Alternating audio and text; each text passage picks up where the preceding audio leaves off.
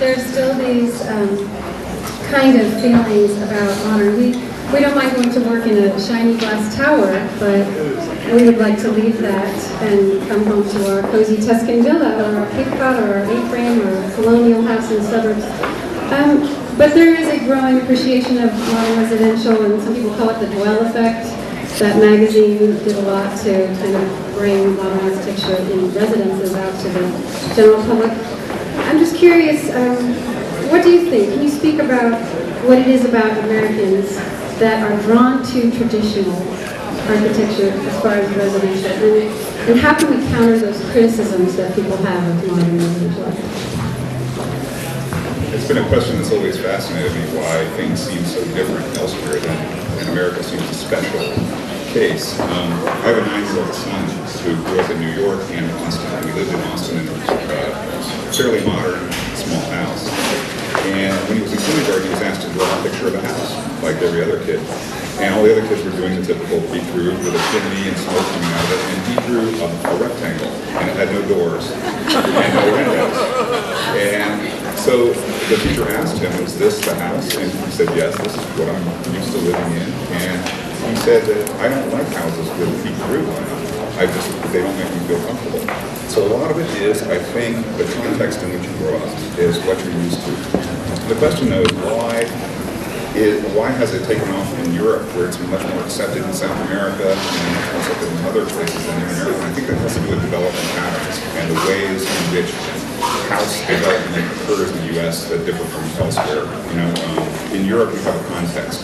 You have houses that have been built for thousands of years in the same ways from local materials, and they're very authentic in their own way, and they're sort of a natural expression of the culture. And so when a modern building comes in, and it is distributed amongst this thing that's been established and very secure, so it becomes a way to express yourself as a person who's building something new, or as an architect who's allowed to express himself.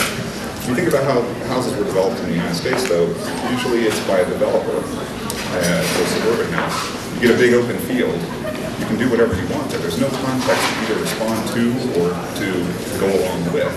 So I think what's happened is people pick something that they think will sell and that is generally designated as comfortable, and that's what gets built. And I think there's a second factor, is that after World War II, there started to be a movement in the U.S. to make houses that are more modern. There was Eichler in California.